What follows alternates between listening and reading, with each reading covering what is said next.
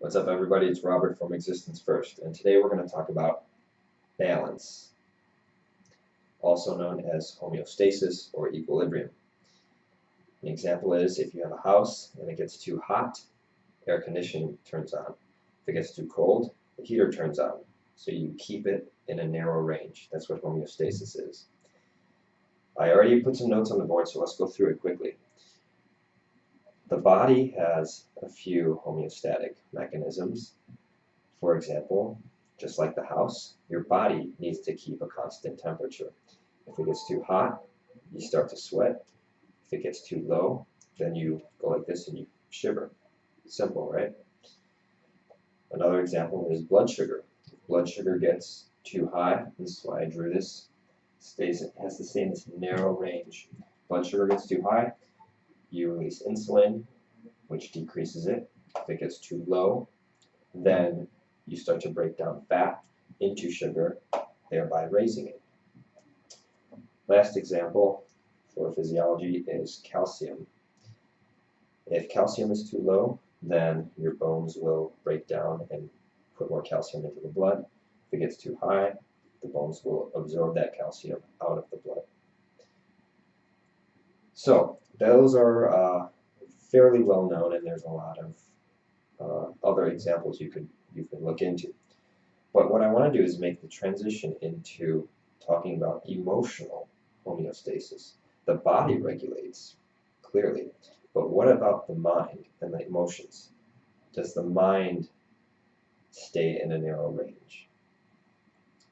One example that comes to mind is the way that we respond to threats. If threats come up, we go into fight or flight, right? And that keeps us in this narrow range, sort of like a safety range, I guess you could say. Another example of like an emotional homeostasis is when people feel lonely. If you are too lonely, then in my opinion, that's a sign that you are lacking in social interactions. So that means that's the lower bound. That's a sign that you need more social interactions. And if, on the other hand, you feel overwhelmed with social interactions, then you probably have too much. And that's when you say, I need some me time, I need to go to the forest and sit by myself or something like that. Okay, so that's social. What about when people say, I know I should be going to the gym, or I shouldn't be eating that piece of cake, I feel so bad about myself for doing that, right? Feeling bad about yourself is certainly an emotion, but you have to ask, what are you feeling bad about? All right, so if you're feeling guilty that you're not going to the gym, then what you need to do is perceive that as the lower bound. That is the trigger that you need to take more care of, take care of your health more. Same with if you say like I'm too lazy to go to the gym, or that's the problem, you need to make a change, right? And then the last one I hear a lot is this statement of being bored. People saying I'm bored or I'm unfulfilled. Let's put that down too. Boredom, unfulfillment, unfulfillment. All right. So what is that really? Boredom and unfulfillment are a sign of what? Not enough growth. All right. So, two final points. First, I want you to realize that the reason I diagrammed it this way is because here we have, once again, my old-time favorite, Maslow's hierarchy. Physiology, safety needs, belongingness, self-esteem, and self-actualization.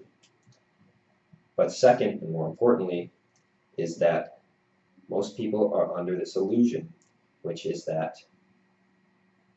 they think the problem is their boredom, or their guilt, or their loneliness, or their overwhelm, their stress with life. They think that that's the problem, and so they start to try to analyze or target that.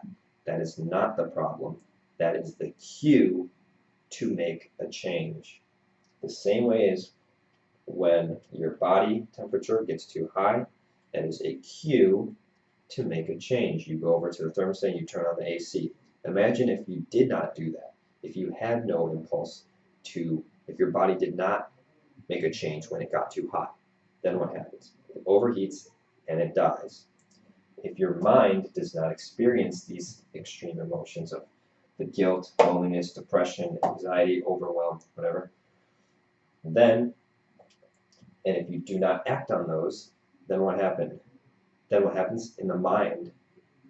You are dying. So this is not the problem. These emotions are not the problem. They are cues to make a change. This is Robert Nelson, and remember to put your existence first.